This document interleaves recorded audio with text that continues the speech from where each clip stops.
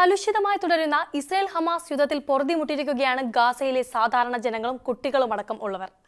എന്നാൽ ഇനി യുദ്ധമില്ല ഗാസയിൽ. തീരുമാനം യുഎന്നിൻ്റെതാണ്. യുഎസിനോട് ഇടഞ്ഞ് നെതന്യാഹു രംഗത്തെത്തിയിരിക്കുകയാണ്.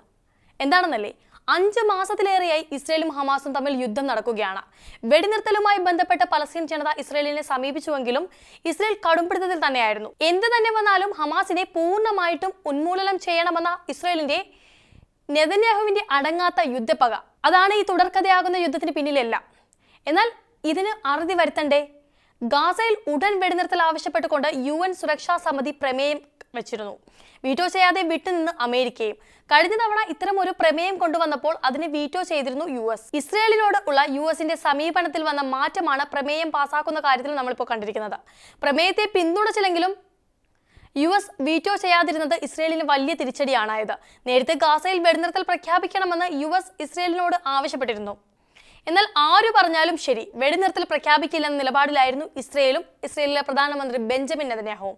അതേസമയം യുദ്ധം ആരംഭിച്ച് 5 മാസത്തിന് ശേഷമാണ് UN സുരക്ഷാ സമിതി വെടിനിർത്തൽ പ്രഖ്യാപിക്കണമെന്ന് ആദ്യമായിട്ട് പറയുന്നത്. സുരക്ഷാ കൗൺസിൽ ബാക്കിയുള്ള 14 അംഗങ്ങളും പ്രമേയത്തിന് അനുകൂലമായി വോട്ട് ചെയ്തിട്ടുണ്ട്. റമദാൻ വ്രതത്തിന്റെ മാസത്തിൽ അടിയന്തരമായി വെടിനിർത്തൽ പ്രഖ്യാപിക്കണമെന്നാണ് ഇവർ ആവശ്യപ്പെട്ടിരിക്കുന്നത്. മേഖലയിൽ സ്ഥിരമായുള്ള വെടിനിർത്തലിനും ബന്ദികളെ ഹമാസ് വിട്ടയക്കുന്നതിനും മുൻകൈയെടുക്കണമെന്ന് പ്രമേയത്തിൽ പറയുന്നുണ്ട്. അറബ് ബ്ലോക്കിന്റെ സുരക്ഷാ കൗൺസിലിലെ ഇപ്പോഴത്തെ അംഗമായ അൾജീരിയയാണ് ഈ പ്രമേയം കൊണ്ടുവന്നിരിക്കുന്നത്. സ്ലൊവേനിയ, സ്വിറ്റ്സർലൻഡ് പോലുള്ളവർ ഇതിനെ പിന്തുണച്ചിട്ടുമുണ്ട്.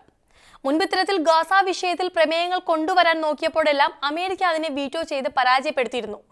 റാഫേൽ സൈനിക ഓപ്പറേഷൻ അടക്കം കൂടുതൽ ശക്തിപ്പെടുത്താൻ തീരുമാനിച്ചതിലടക്കം ഇസ്രായേലുമായി അഭിപ്രായ വ്യത്യാസം USനുണ്ടായിരുന്നു. എന്നാൽ മുൻപ് ഇങ്ങനെ അല്ലായിരുന്നു. USും ഇസ്രായേലും തമ്മിൽ നല്ല രീതിയിലുള്ള ബന്ധമാണ് നിലനിന്നിരുന്നത്.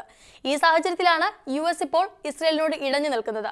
നേരത്തെ തന്നെ ഗാസയോടുള്ള USന്റെ സമീപനത്തിൽ മാറ്റം വന്നിരുന്നതാണ്. ഇപ്പോൾ US ചെയ്യുന്നത് ഗാസയെ സംരക്ഷിക്കലാണ്. നേരത്തെ ഇസ്രായേലിന് സൈനിക സഹായം അടക്കം നൽകിയ US നടപടി അന്താരാഷ്ട്ര തലത്തിൽ തന്നെ വിമർശനങ്ങൾക്ക് കാരണമാക്കിയിരുന്നു.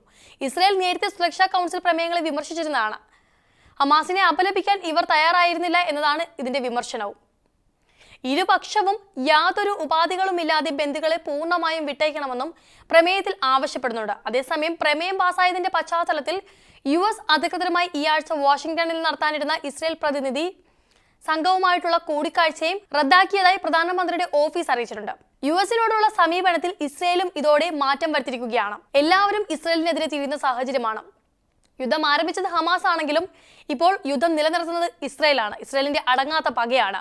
അതേസമയം വോട്ടെടുപ്പിൽ നിന്ന് വിട്ടുനിന്നതിലൂടെ പ്രമേയം പാസ്സായതിനർത്ഥം നയപരമായ മാറ്റമുണ്ടായി എന്നല്ലെന്ന് US ദേശീയ സുരക്ഷാ കൗൺസിൽ വക്താവ് ജോൺ കിർബി പറയുന്നുണ്ട്.